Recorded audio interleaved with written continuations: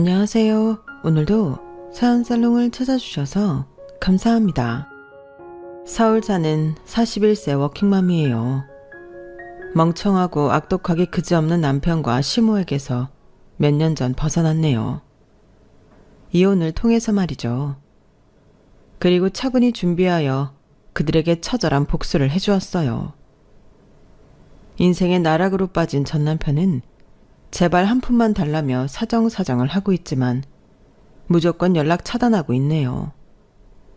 그래도 제 아이의 아빠이고 한때 가족이었던 사람에게 무슨 복수식이나 하는지 의아해하시는 분들도 있겠죠. 하지만 제가 당한 사연을 다 아시게 되면 제 편을 들어주실 거라 믿어요. 일단 남편과 시모는 저희 친정이 못 사는 줄로만 알고 엄청 무시했었죠. 돈이 전부인 줄 아는 사람들이거든요. 마치 아직도 계급사회인 양 저와 저희 친정을 하층민대하듯이 멸시했죠. 그리고 시부가 운영하던 회사에서 똑똑한 제가 중책을 맡게 되자 시기 질투가 엄청났어요. 참으로 못난 사람들이죠. 자기 아빠 회사 발전하게 해주는 것에도 시샘을 하다니 바보들이 따로 없었죠. 시댁에 시집와서 이 집안의 큰 보탬이 된 제밖에 없는데 그런 제가 왜 그렇게 구박을 받아야만 했는지 아직도 이해가 안 가요. 남편과 헤어지고 친정 엄마의 육아 도움을 받으며 내 할 일하며 사니 숨통이 다 트이네요. 진짜 남편과 결혼 생활 중에 엄청난 스트레스를 받았거든요. 지금 말도 안 되는 결혼 생활로 몸과 마음을 크게 다치고 있는 분들이 계시면 깔끔하게 이혼하시는 게 100번 1000번 낫다고 말씀드리고 싶어요. 요즘이 조선시대도 아니고 이혼하는 게 엄청난 흠도 아니잖아요. 서로 스트레스 받으며 건강 다 잃고 그제서야 갈라서면 자기만 손해죠 뭐. 개인적으로는 배우자와 정 안 맞는다 싶고 도저히 못 참겠으면 이혼하는 게 나은 것 같아요. 아무튼 전 이혼하고 못된 전남편과 시모에게 크나큰 복수까지 해준 지금 너무 시원하기 그지없습니다. 아참, 제가 전남편에게 크게 한 방 먹일 수 있었던 건 갑자기 50억이란 돈이 하늘에서 뚝 떨어지듯 제게 주어졌기 때문이에요. 대체 41살밖에 안 먹은 제게 그동안 어떠한 일이 있었는지 궁금하시죠? 동네 개 이름도 아니고 50억이란 돈이 어디서 났는지도 수상하신가요? 제가 사연살롱 여러분들께 하나도 남김없이 다 말씀드려 볼게요. 지금부터 시작해 보겠습니다.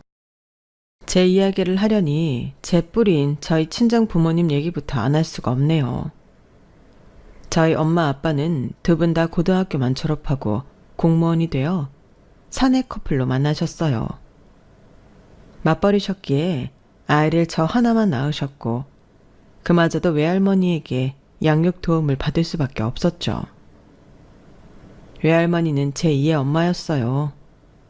하지만 외할머니와의 기억이 마냥 달콤하지만은 않은 것이 할머니가 워낙 자린고비였기 때문이죠.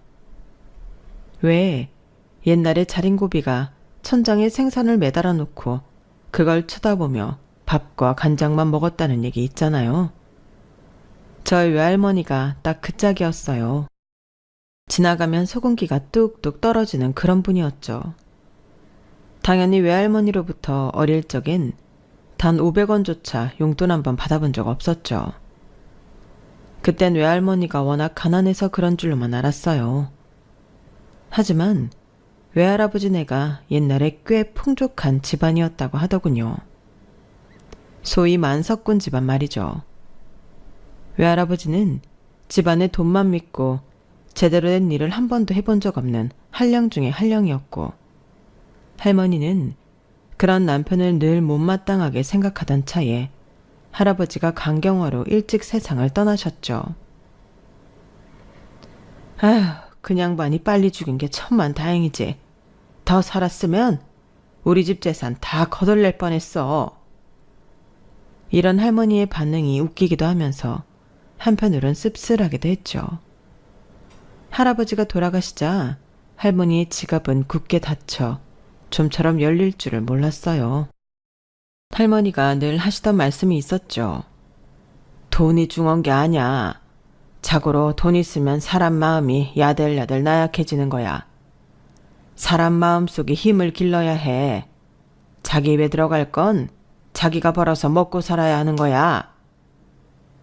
이렇게 독립심을 키워주시려던 할머니 덕분에 우리 엄마도 고등학교만 졸업하고 공무원이 되었고, 이모 삼촌들도 다들 제 살 길 찾아 열심히 살 수밖에 없었어요.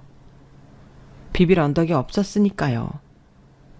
그런 독립심을 저도 물려받았는지 다행히 집안에 고난과 역경이 닥쳐올 때마다 꿋꿋이 혼자 잘 살아남을 수 있었죠. 이런 제 독립심을 시험이라도 하듯 아주 큰 시련이 우리 가족에게 찾아오더군요. 아직 40대밖에 안 됐던 우리 아빠가 위암 2기 판정을 받은 거였어요. 워낙 긍정적이고 삶에 대한 열정이 넘쳤던 아빠였기에 위암 따위 충분히 이겨낼 수 있을 거라 믿었어요. 종이야, 우리나라에 위암 환자가 얼마나 많은 줄 알지? 의료기술은 또 얼마나 좋고 겨우 암 2기 정도라니? 참, 아빠가 암하고 싸워서 말끔히 이겨내 줄 테니 걱정은 하지도 말아라. 알았지? 막상 암 판정을 받은 아빠 본인도 얼마나 무서웠을까요? 하지만 외동딸인 저의 불안한 마음을 잠재우려 노력해 주신 거에 아직도 감사하게 생각해요. 엄마는 공무원 연금을 받을 수 있는 연차는 채웠기에 중간 퇴직하고 투병 중인 아빠를 간호했어요. 전 부모님께 기쁨을 드릴 수 있는 건 내가 학생 신분으로 공부를 열심히 하는 것뿐이란 생각이 들어서 잠을 줄여가면서 열공했죠. 치열하게 고등학교 시절을 보낸 결과 드디어 제가 원하던 명문대에 합격하게 됐어요. 아직도 병상에 위태롭게 계셨던 아빠에게 제일 먼저 이 소식을 전해드리고 싶었죠. 제가 먼저 엄마에게 전화하려 했는데 엄마는 어찌 알고 저에게 전화를 하셨더군요. 엄마, 저 합격했어요. 제 합격 소식에 엄마는 흐느끼며 말씀하시더군요. 그래? 축하한다, 종이야. 근데 방금 아빠 돌아가셨어. 빨리 병원으로 와주겠니? 그날이 제 생애 가장 뿌듯한 날이자 가장 비극적인 날이 되어버렸죠.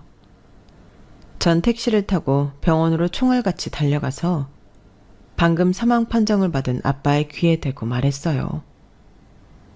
아빠, 나 종이에요. 나 대학 합격했어요. 아빠도 원하던 그 대학에 합격했는데 아빠, 왜 이렇게 빨리 떠나버린 거예요? 아빠. 그러자 너무 놀라운 광경이 펼쳐졌어요. 이미 사망 판정을 받은 아빠의 눈에서 눈물 한 방울이 떨어지더군요. 사람이 죽어도 청각이 가장 오래 살아있다더니 그 말이 맞나 보더군요.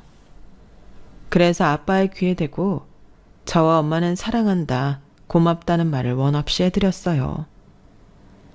그나마 마음속에 있던 한을 풀 수 있었죠. 그렇게 집안의 든든한 기둥이었던 아빠가 돌아가시고 엄마는 공무원도 그만둔 판에 시골에서 홀로 계셨던 외할머니 댁으로 내려가셨어요. 다행히 서울에 아주 작은 집 한 채는 있었기에 그곳에서 전 혼자 대학 생활을 했어요. 종이야, 이제 서울집에서 너 혼자 살아가야 하니 정신 똑바로 차리고 살아야 해. 아빠가 물려주신 약간의 유산으로 대학은 겨우 다닐 수 있겠다만 아마 많이 모자랄 거야. 얼른 취업해서 네 갈 길 가는 게 좋겠다. 엄만 널 믿어. 우리 종이는 워낙 어렸을 때부터 독립적으로 잘 커졌으니 말이야. 엄마는 저에게 꼭 멋진 커리어 우먼으로 살아갈 것을 권유하셨죠. 전 여자로서는 좀 드물게 공대 기계공학과에 다니고 있었어요. 저도 얼른 이 비싼 대학을 졸업하고 대기업에 취업해서 돈 벌고 싶다는 생각을 하고 있었죠.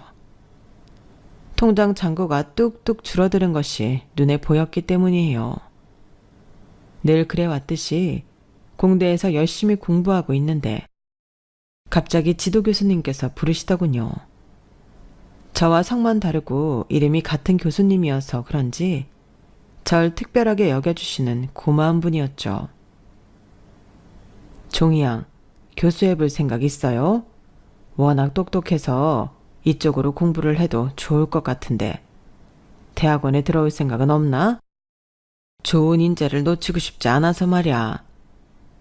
아, 교수님, 좋게 봐주셔서 감사합니다만 제가 얼른 돈 벌어서 저희 엄마와 외할머니의 노후 생활비까지 좀 보태드려야 하는 상황이라 취업 쪽으로 계획하고 있습니다. 아, 그런가? 참 아쉽구만. 집안 사정이 그리 좋지 않은가 본데 그럼 내가 장학금을 받을 수 있도록 추천서라도 써줄까? 장학금? 돈 얘기만 나오면 눈이 번쩍 뜨였던 시절이었지만 순간 저보다 훨씬 사정이 어려웠던 대학 동기가 떠오르더군요. 교수님, 말씀만 들어도 정말 고맙습니다만 저 혹시 같은 과 동기 중에 김우정이라는 아이가 정말 집안이 어려워서 알바를 4개씩이나 하고 있거든요. 그 친구한테 장학금 받을 수 있는 기회를 주시면 안 될까요? 내가 사람을 참 잘 봤구만. 전종이 양이 처음부터 총명하고 예의 바르고 성실한 인재라고 생각했는데 참 착하기까지 하네. 그러지, 종이 양 말대로 그 친구 장학금 검토해 볼게요. 그 전에 종이 양 연락처 하나만 남겨주고 가게나. 네, 알겠습니다, 교수님. 감사합니다. 그렇게 이종희 교수님과의 대화는 끝이 나고 그 후로 전 조기 졸업한 후 대기업에 취직했어요. 여전히 성실하게 열심히 생활하는 건 마찬가지였지만 돈을 내고 다니는 거랑 돈을 벌면서 다니는 거랑은 천지 차이였어요. 따박따박 나오는 월급이 통장에 찍힌 걸 보면 그렇게 기쁠 수가 없었어요. 대기업이라 월급도 꽤 괜찮더군요.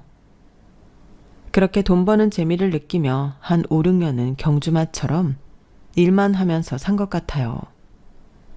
중간중간에 소개팅도 하고 대시하는 남자도 간혹 있었지만 제가 하도 연락도 잘 안 하고 맨날 일만 하니 삐져서 더 이상 들이대지도 않더군요. 그렇게 30살 가까운 나이까지 모쏠로 살았더랬죠. 제일 아까운 20대를 일만 하면서 보냈네요. 지금 생각하면 참 바보 같아요. 그런데 제 성격이 원래 모 아니면 도인 성격이라 당최 일과 데이트 병행이 안 되더라고요. 그날도 회사에서 일에 쩌들어 지내고 있었는데 6년 전 마지막으로 대화했던 이종희 교수님께 전화가 오더군요. 성격 좋은 너털웃음을 크게 짓는 교수님의 목소리를 오랜만에 들으니 참으로 반가웠죠. 전종이 양 연락처 맞죠? 오랜만이에요. 학문연구에 뼈를 묻겠다고 해놓고는 대학을 박차고 나와서 한 5년 전부터 사업을 시작했어요. 초반에 잘 치고 나가다가 능력 있던 동업자가 건강 문제로 사업에서 빠지면서 잠시 삐걱거리고 있네요. 우리 회사에 똑똑한 인재가 절실한 요즘이라서 종이양 생각이 번쩍 들더군요. 지금 대기업 다니고 있는 거 알아요. 그 정도 수준의 조건을 맞춰줄 테니 혹시 우리 회사에서 일해볼 생각 없나요? 자율권을 많이 줄게요. 마치 사장처럼 진취적으로 프로젝트를 꾸려나가도 좋아요. 용의 꼬리가 되기보단 이곳에서 왕노릇하는 거 어때요? 평소 대기업에서 일하며 일에 대한 갈증을 많이 느끼고 있던 터라 교수님의 갑작스런 제안에 솔깃했어요. 교수님을 찾아뵈면서 다시 한번 교수님이 차려오는 회사에 확신이 들게 되었고 제안을 수락하게 이르렀죠. 주변에선 다 말렸지만 왕노릇하게 해주겠다는 교수님, 아니 사장님의 제안이 제 마음에 확 박혔어요. 게다가 이쪽 업계에서 얼마나 잘 나가는 실력 있는 교수님인 줄 알고 있었기에 수락한 것도 있었어요.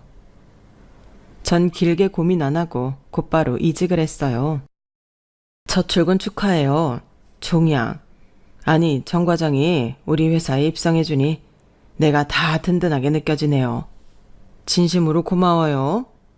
자, 이쪽은 우리 아들이니 인사해요. 앞으로 같이 일하게 될 거예요. 아, 아드님이시군요.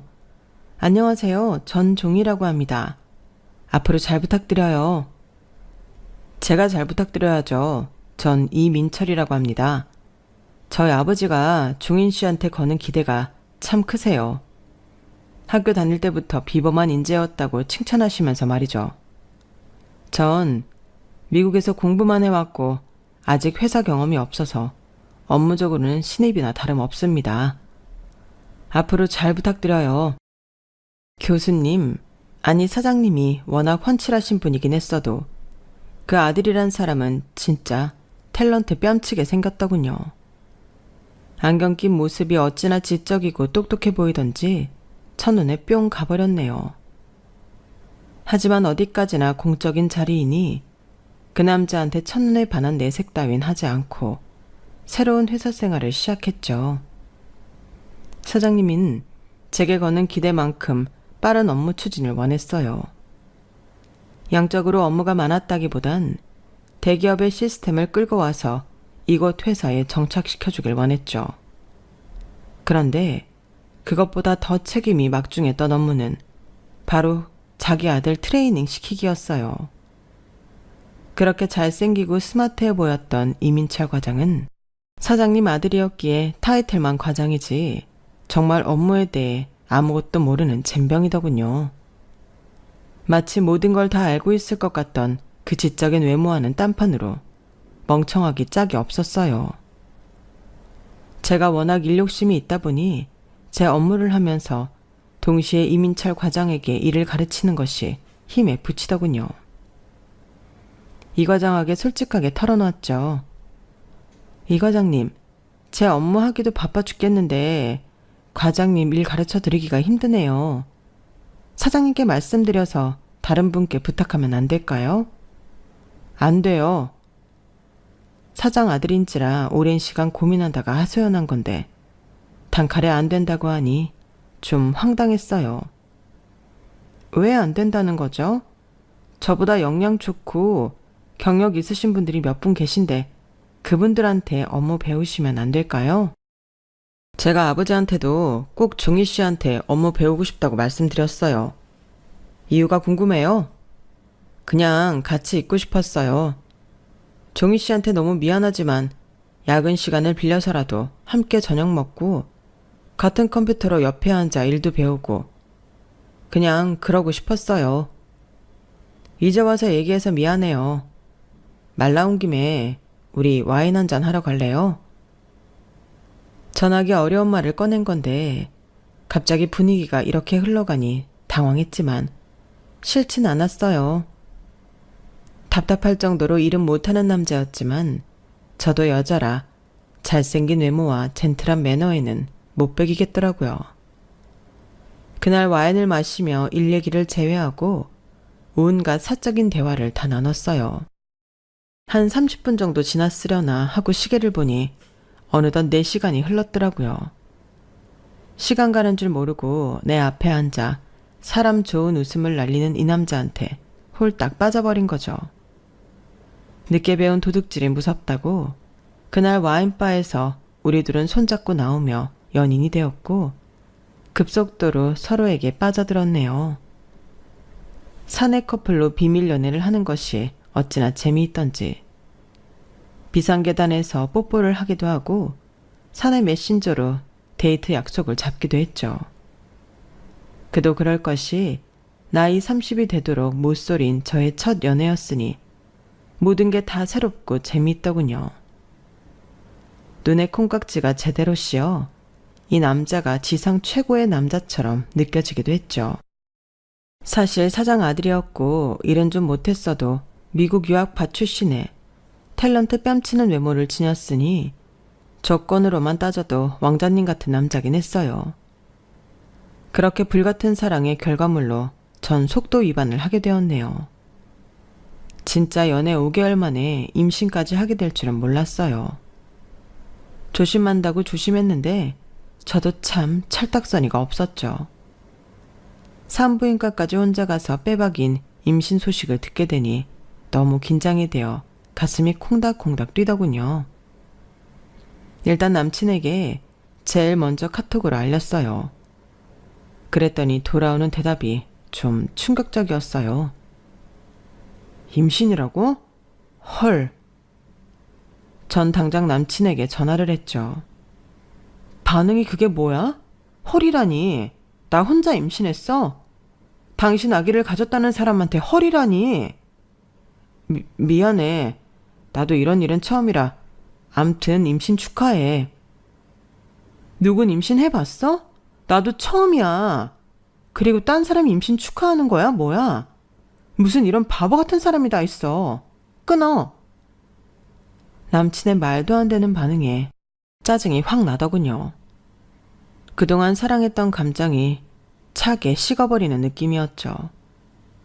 혼자서 씩씩거리고 있는데 바로 사장님에게 호출이 오더군요. 떨리는 마음으로 사장님실로 향했어요. 정 과장, 아니 종이양, 임신했다고? 민철이한테 방금 들었네. 우리 아들이랑 언제 연애를 했어? 이렇게 기쁠 수가. 아이는 엄마 머리를 담는다던데 내가 천재 손주를 보게 생겼네. 내 생에 가장 기쁜 날이야. 배불러 오기 전에 얼른 결혼 진행하자고. 앞으로 며느리라고 불러도 되지? 나한테도 이제 아버님이라고 부르라고. 민철 엄마한테도 잘 말해놓을 테니 조만간 혼인신고도 하고 빨리 결혼식도 올리고 합시다. 남친의 뜨뜻미지근한 반응에 실망했었는데 사장님, 아니 예부시부의 긍정적인 반응에 마음이 좀 놓이더군요. 그런데 문제는 예비시모였죠. 며칠 뒤 여느 때와 다름없이 회사에 출근하여 일을 하고 있는데 사무실로 예비시모가 찾아왔죠. 제 이름을 크게 부르며 절 찾더군요. 전종이 이 여자 어딨어? 대체 누가 전종이야? 이 여우 같은 년. 제가 전종입니다만 누구시죠? 누구긴 누구야? 이 회사 사장 부인이자 민철이 엄마지. 아, 네가 전종이냐? 잘 만났다 이년. 네가 우리 아들을 살살 꼬셔서 임신까지 했다지? 너 우리 집안이 대대로 어떤 집안인 줄 알기나 해? 듣자 하니 넌 보잘것없는 집안에 홀어머니밖에 없다며. 너 우리 박간양반 교수할 때부터 살살 꼬드긴 거 아니냐? 반반한 쌍판떼기로 명문가인 우리 집안에 무혈입성하려는 모양인데 어린 반푼어치도 없다. 네 뱃속에 애가 누구 애인 줄 내가 알게 뭐냐? 이 결혼 절대 못한다. 우리 민철이는 이미 재벌집 사위를 들어가기로 어렸을 때부터 얘기가 다 끝난 아이라고. 예비시모는 급기야 제 뺨까지 쫙 때리더군요. 전 너무 열이 받아 예비시모의 팔을 잡고 확 밀쳐버렸어요. 밖에 나가 떨어지더군요. 아니 사모님, 내가 이 회사 다니는 사람이니 사모님이라고 불러드리지 평소 내 성격 같았으면 욕지거리 한바탕 퍼부어줬을 거예요. 아니 펀치 한 방 날리려는 걸 참은 겁니다. 나 이 결혼 안 하면 그만이에요. 이 회사도 때려치면 그만이고요. 저 대기업 다니다가 스카웃돼서 이 회사 온 겁니다. 남의 집 귀한 딸내미한테 초면에 따귀를 때려요? 그것도 손주를 뵌 예미 며느리한테요. 인성이 진짜 별로시네요. 야, 너 나 쳤어? 뭐? 인성? 인연이 미쳤나? 임신한 저와 예비시모의 육탄전이 벌어졌어요. 아주 끝장을 보고 싶었지만 남친과 예비시부가 와서 뜯어 말리는 바람에 한 3분 만에 끝이 났죠. 회사고 뭐고 택시 타고 혼자 살던 집으로 오는데 눈물이 앞을 가리더군요. 가뜩이나 임신 초기라 엄청 예민한데 내 뱃속 아이의 친할머니로부터 구박덩어리 취급을 받다니 절망스러웠죠. 예비 시모를 어떻게 구하 삶았는지 예비 시부와 남친이 집으로 찾아와 제게 용서를 빌며 다시금 결혼 얘기를 꺼내더군요. 며느리야, 정말 미안하구나. 네 시험이 될 사람 성격이 워낙 불같아야 말이지. 옛날부터 그 지랄 많은 성격 맞춰주느라 온 식구들이 고생 꽤나 했다. 이제 그 옆에 애도 다 늙어서 남편이 내 앞에서 깨갱하고 아무 말도 못해. 내가 다 설득해놨으니 기분 풀고 다시 회사도 출근하고 결혼도 추진하자꾸나. 어머님께서 쌍욕까지 해가면서 이렇게 절 결사 반대하시는데 이 결혼을 하면 제가 행복할까요? 솔직한 마음으론 뱃속의 아이까지 지우고 싶습니다만 그래도 소중한 생명인데 낳아서 저 혼자라도 키울 겁니다. 회사도 다른 곳 알아볼게요. 며칠 안 됐지만 엄마가 되고 보니 용기가 생기네요. 저 혼자 힘으로 다 헤쳐나갈 수 있을 것 같습니다. 다들 그만 돌아가 주세요. 이번엔 남친이 강경하게 반대하더군요. 자기야, 무슨 소리야. 우리 결혼식도 얼른 올리고 아기도 낳고 행복한 가정 꾸리자. 나랑 아버지가 강력한 반패막이가 되어줄 테니 우리 엄마 신경은 1%도 쓰지 않아도 돼. 그 후로 예비 시부와 남친은 한 50일은 매일 우리 집으로 찾아와 절 설득했어요. 나중엔 두 부자가 저희 집 청소며 빨래, 음식까지 하더군요. 제 마음을 돌리기 위해서 말이죠. 예비 시부까지 그렇게 두 손 두 발 벗고 나서니 예비 시무를 향한 저의 분노도 어느덧 사그라들더군요. 배도 조금씩 불러오고 뱃속 아이의 태동도 시작되자 그들 뜻대로 하기로 결심했죠. 우선 상견례 날짜를 정하고 친정엄마한테 말씀드렸어요. 걱정하실까봐 예비 시모의 고약한 성품은 비밀로 했죠. 상견례 날 엄마는 집에 있던 옷 중 최대한 좋은 옷으로 차려입고 나오셨어요. 시골에서 외할머니와 농사지으며 단둘이 살고 있던 엄마였기에 얼굴이 까맣게 타버렸더군요. 사돈어른의 집안이 대대로 금수저 집안에 대단한 것 같아서 엄마가 좀 초라하게 느껴지는구나. 최대한 고상하게 보이게 입었는데 엄마 괜찮니? 그럼 엄마 너무 이뻐요. 엄마 원래 공무원이고 커리어우먼이었는데 아빠 간병하느라 그만두고 외할머니 사시는 시골로 내려간 거잖아. 이렇게 똑똑하고 예쁜 엄마인데 뭐가 초라해. 늙어버린 엄마의 얼굴을 보는 것도 마음이 아팠지만 상견례 자리에서 시모가 또 무슨 막말을 할지 몰라 긴장이 되더군요. 하지만 남친과 예비 시부가 단단히 입단속을 했는지 이번엔 막말까진 아니었어요. 하지만 결혼 조건에 대해 딱 못을 박더군요. 사돈, 내가 이 결혼 허락하는 조건은 합가입니다. 시댁에서 같이 살면서 교육 단단히 시킬 거니까 그리 아세요. 우리 남편이랑 아들이 하도 뭐라 해서 내 긴 말 안 할 테니 자, 이거 혼수 목록이니 받으시고 이 리스트대로 빠짐없이 해오세요. 돈 없으면 대출이라도 받아서 말이죠. 시모가 던진 A4 용지에는 입이 떡 벌어지는 고가의 사치품들로 가득 차 있었어요. 시댁에서 함께 살 거니 세간살이는 필요 없다고 생각했는지 순전히 본인 치장을 위한 명품백, 모피, 보석들이 쭉 리스트업 돼 있더군요.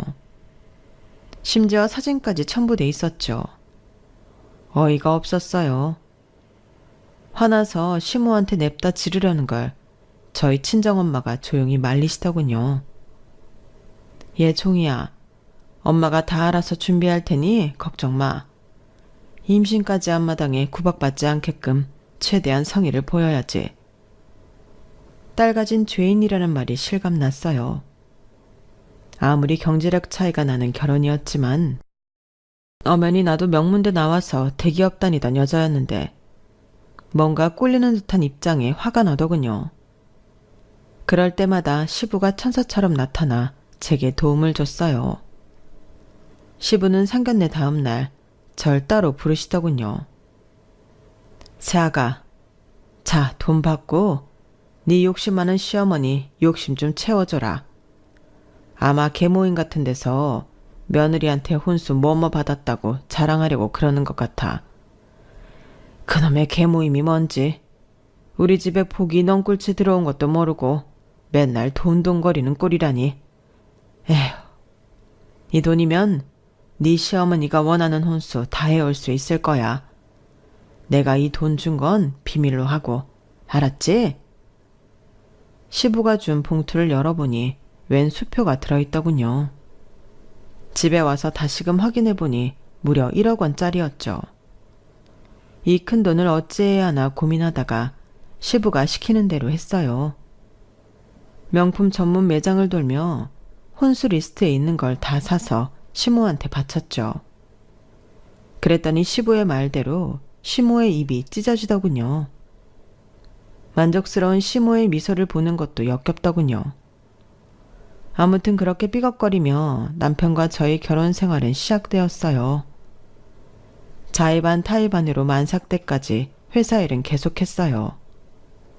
시댁 회사니 편의를 많이 봐주시기도 했지만 제가 워낙 일머리는 있어서 시작하는 프로젝트마다 성공을 시키니 사장인 시부가 웬만하면 출산 전까지 회사에 나와주길 바라더군요. 그렇게 열정적으로 일하고 신혼집인 시댁에 들어가면 시모가 집안일을 더 못 시켜서 안달이었어요. 니까짓 게 뭐 그리 대단한 업적을 세운다고 회사를 계속 다니는 거냐? 집안일은 늙은 시애미 보고 다 하라는 거야? 오늘부로 집에서 일하는 파출부 아줌마들 다 잘랐으니 주말을 이용해서라도 밀린 집안일 네가 다 해놓도록 해라. 하나부터 10까지 내가 다 가르칠 테니. 배가 많이 나와 거동도 쉽지 않은데 일하는 아줌마들 다 잘라놓고 날 부려먹을 생각만 하다니. 시모가 날 잡아먹는 괴물처럼 느껴지더군요.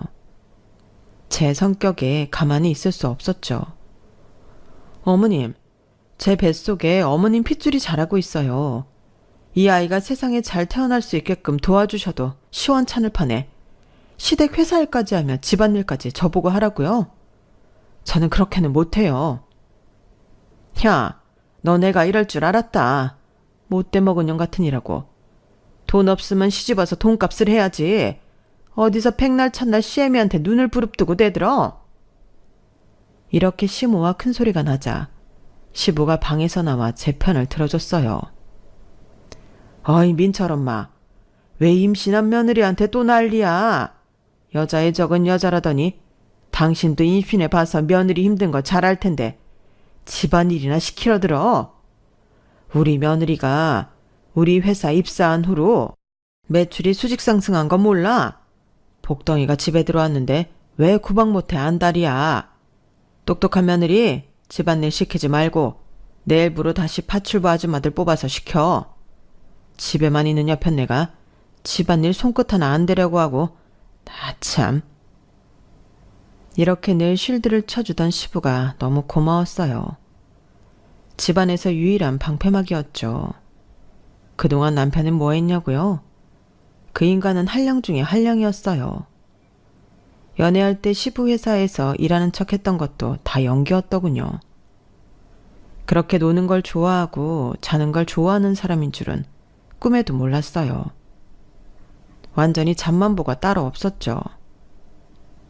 자기야, 왜 요즘 회사도 안 나가는 거야? 이렇게 만삭인 나도 출근하는데. 아무리 아버님 회사라도 과장으로서 해야 할 일이 있는데 맘대로 무단결근해도 되는 거냐고. 어? 아, 몰라. 나 더 잘 거야. 미국에서 시차 적응이 아직도 안 됐나 봐. 아침에 도저히 못 일어나겠어. 아, 졸려. 이불 밖은 위험해. 능력 있는 우리 아버지가 돈 많이 벌어오는데 나까지 움직여야 해? 그렇게 회사 일이 좋으면 자기나 계속 다니든가. 미국에서 온 지 1년이 넘었다면서 무슨 시차 적응 타령이야. 자기 이렇게까지 게으르고 책임감 없는 사람인 줄 몰랐어. 진짜 배신감 느낀다고. 아, 배 아파. 아. 전 게으른 남편과 싸우며 진통을 느꼈고 바로 119에 실려가 출산에 돌입하게 됐어요. 마치 바로 태어날 것처럼 진통이 세게 왔지만 아이는 좀처럼 나오지 않더군요. 제가 끙끙 앓고 있는 동안 남편은 제 옆에서 실실 웃으며 만화책을 읽었어요. 그것도 시리즈별로 잔뜩 쌓아놓고 말이죠. 그 꼴을 보는 게 더 스트레스 받아서 그냥 병실에서 나가 있으라고 했어요.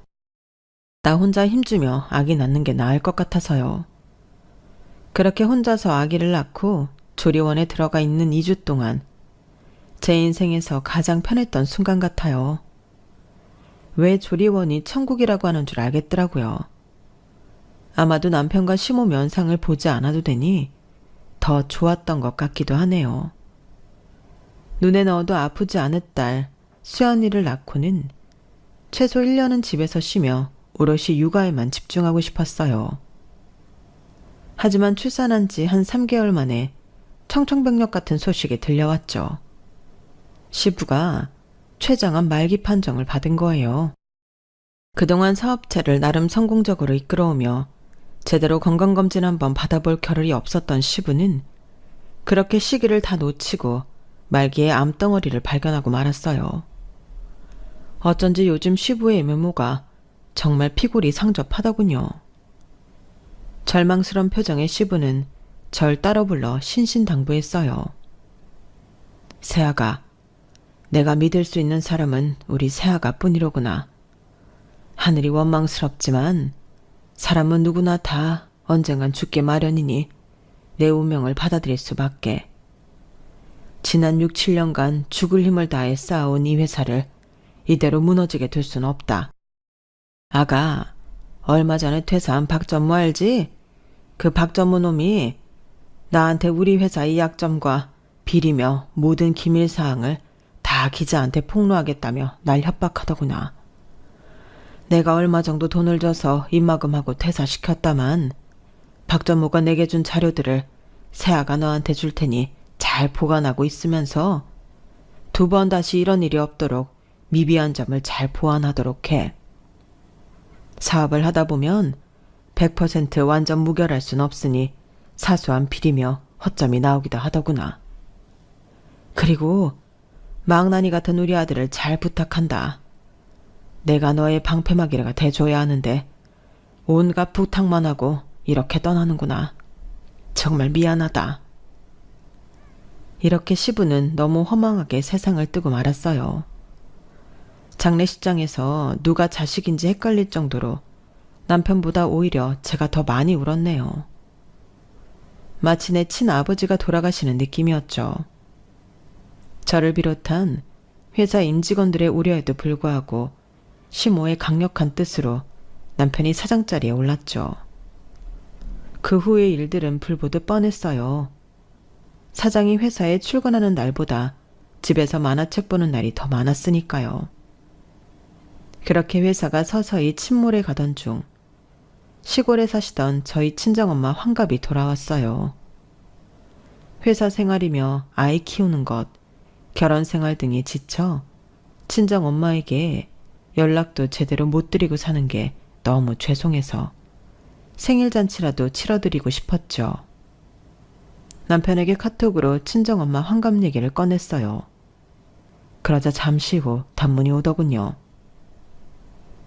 장모님 환갑 선물로 돈 보냈으니 당신이 전달하든지 말든지 마음대로 해. 요즘 회사 사정이 어려우니 적당히 보냈어. 제 계좌를 확인해보고는 큰 충격을 받았네요. 남편이 보낸 돈은 단돈 5만 원. 자기 양말 한 짝도 백화점에서 10만 원짜리로 사시는 양반이 장모 환갑에 딸랑 5만 원을 보내다니. 너무 화가 났지만 요즘 회사 분위기를 아니까 그냥 넘어갔어요. 그리고 2달 뒤 친정엄마와 동갑인 시모의 환갑이 돌아왔어요. 회사 사정이 어렵기는 마찬가지였는데 본인 엄마 환갑엔 크루즈 여행을 보내준다는 거 아니겠어요? 가격을 찾아보니 무려 1,000만 원짜리였죠. 그 사실을 알고는 남편한테 따져 물었어요. 당신 너무한 거 아니야? 우리 엄마 환갑 때 5만 원 넣어주더니 어머니 환갑 땐 뭐? 1,000만 원짜리 크루즈 여행? 하나뿐인 사위라고 우리 엄마가 시골에서 농사 지은 거 다 보내주고 해마다 보약해서 서울로 보낸 거 당신 다 잊었어? 사람이 어떻게 그럴 수 있어? 참네. 다 자기 수준에 맞춰서 즐겨야 탈이 안 나는 법이야. 우리 엄마는 강남 사모님으로만 살아왔고 당신 엄마는 시골 논밭에서만 몇 년째야. 아, 생각만 해도 거름 냄새, 똥 냄새 나는 곳이라니. 그런 곳에서 사는 장모 수준엔 5만 원도 과하지 뭐. 안 그래? 살면서 그렇게 화가 난 적은 처음인 것 같아요. 피가 거꾸로 솟는 기분에 금방이라도 쓰러질 것 같더라고요. 소파에 털썩 주저앉아서 남편한테 소리 질렀어요. 걔가 감히 사람의 수준을 노네? 당신은 걔만도 못한 놈이야. 당장 이혼해. 당신이 내 아이의 아빠란 사실이 소름 끼친다. 양육비나 매달 꼬박꼬박 넣으라고. 우리 엄마와 시모의 환갑 사건으로 우린 단칼에 갈라섰어요. 지금 생각해도 세상에서 가장 잘한 짓인 것 같네요. 전 친정엄마와 가사 도우미의 도움을 받으며 다른 회사에 취직했어요. 당장에 돈이 좀 들어가긴 했지만 그래도 우리 딸 수연이를 저 혼자 키워내려면 커리어를 어떻게든 이어나가야 했거든요. 저희 친정엄마가 서울로 올라와 우리 수연이를 봐주셔야 했기에 외할머니께서 홀로 시골에 남아 계시는 게 마음에 좀 걸리긴 하더군요. 하지만 워낙에 정정하셨기에 큰 걱정은 안 했죠. 그런데 아뿔싸 고령의 노인이 홀로 있으니 말동무도 없으셨던 건지 금세 건강이 안 좋아지셨고 갑자기 돌아가시고 말았어요. 워낙 정정하셔서 다른 가족들 모두 100세는 채우실 거라 예상했는데 다들 너무 놀랐죠. 역시 인간에겐 외로움이 가장 큰 적인 것 같아요. 그런데 외할머니께서 돌아가신 후 더욱 놀라운 사실이 밝혀졌어요. 엄마와 외삼촌 이모들이 다들 뒤집어졌죠. 할머니의 유언과 유산을 보고서요. 종이야, 글쎄 네 할머니가 유산을 무려 50억 넘게 물려주셨단다. 그것도 세금이며 뭐며 다 떼고 형제들하고 다 나눈 금액이다. 뭐라고요? 외할머니가? 에이, 5천만 원이나 5억이겠죠. 구멍난 옷도 다 꿰매서 입으셨던 분인데 무슨 50억이에요. 그럼 총 자산이 몇백억 있으셨다는 건데 우리 할머니가 무슨 수로 그런 큰 재산이 있어요. 우리 아버지 쪽이 그 옛날 만석군 집이긴 했어. 99칸짜리 집에서 사셨던 분이니까. 아마 그 유산을 지금까지 몰래 갖고 계셨나 봐. 유언장 읽어보니 사람은 돈 많으면 열심히 안 살게 된다면서 꽁꽁 쥐고 계셨다더라. 우리 엄마지만 참으로 독한 양반이지. 어쨌든 엄마는 그 돈 필요 없어. 조금이지만 연금으로도 충분히 살 수 있으니까. 그 돈 다 네 명의로 돌려놓을 테니 다 갖고 가. 넌 충분히 똑똑하니까 잘 활용할 수 있을 거야. 엄마는 우리 딸 믿어. 이렇게 해서 갑자기 제 수중에 50억이라는 큰 돈이 떨어졌어요. 아마도 친정엄마는 하나뿐인 딸내미가 이혼하고 아기 키우며 돈까지 버느라 정신없이 사는 게 마음에 걸리셨던 것 같아요. 전 그 돈을 받자마자 바로 예전 시부가 돌아가시기 전 저에게 주었던 회사의 비밀 장부를 꺼냈어요. 그리고는 다니던 회사를 그만두고 창업의 길로 나섰죠. 시부가 줬던 장부에는 전 남편 회사의 모든 구조와 비리사항, 거래처 등이 다 적혀 있었기에 그걸 토대로 전 남편 회사와 이름만 다를 뿐인 똑같은 회사를 만들었어요. 특유의 친화력과 경쟁력 있는 가격으로 전 남편 회사의 거래처들을 우리 회사 쪽으로 돌리고 일 잘하던 직원들도 다 빼왔어요. 그리고는 전 남편 회사의 비리사항들을 언론사에 제보했어요. 안 좋은 폭로기사가 빵빵 터지고 전 남편 회사가 서서히 몰락해가는 게 눈에 보이더군요. 눈치 없고 일머리 없던 바지 사장인 전 남편으로부터 그제서야 제게 연락이 왔어요. 수연 엄마, 당신이 우리 회사에 대한 폭로기사 제보했어? 그리고 요새 하나둘씩 직원들과 거래처 빼가는 게 당신네 회사라며. 쥐똥만큼의 돈도 없던 여자가 무슨 수로 회사 사장이 된 거야? 돈 많은 스폰서 영감이라도 하나 물은 거야? 당신 머리가 그것밖에 안 되니까 당신네 회사가 우리 회사에 의해 침몰당하고 있는 거야. 내 공격을 막을 실력이나 있나 몰라? 당분간 공격이 계속될 텐데 말이야. 내 최후의 복수는 당신의 회사 먹어버리는 거야. 당신이랑 당신 엄마가 결혼 전부터 내게 했던 짓거리랑 똑같이 해줄 거야. 미친 개처럼 물어뜯을 거라고. 우리 회사를 먹는다고? 수연 엄마, 자기야, 제발 이러지 마. 그래도 울 아빠는 자기한테 잘해줬었잖아. 울 아빠가 설립한 이 회사를 왜 망하게 하려고 해? 요즘 안 그래도 돈 없어서 백화점도 못 가고 일반 시장에서 장 봐다가 겨우 밥만 먹고 있어. 나 백화점 물건 아니면 못 입고 못 먹는 거 잘 알잖아. 한 번만 살려줘, 제발. 우리 회사 그냥 내버려두면 안 될까? 우리 수연이를 봐서라도 한 번만, 어? 우리 수연이? 그 더러운 입에서 감히 우리 수연이를 언급하더니. 당신이 애기 아빠면 양육비라도 제대로 줬어야 하는 거 아니야? 백화점 가서 처먹을 돈은 있고 우리 수연이 연필 한 자루 사줄 돈은 없었냐? 돈 없으면 그냥 닥치고 그냥 그렇게 살아. 주제에 백화점은 무슨. 나 당신의 회사 먹으려면 아직 준비해야 할 게 많으니 끊어. 앞으로 기대하라고? 전화기 너머로 전 남편의 절규가 들려왔지만 그냥 끊었어요.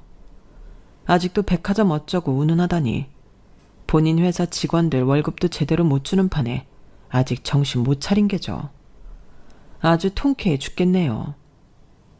역시 최고의 복수는 보란듯이 잘 사는 것인 것 같아요.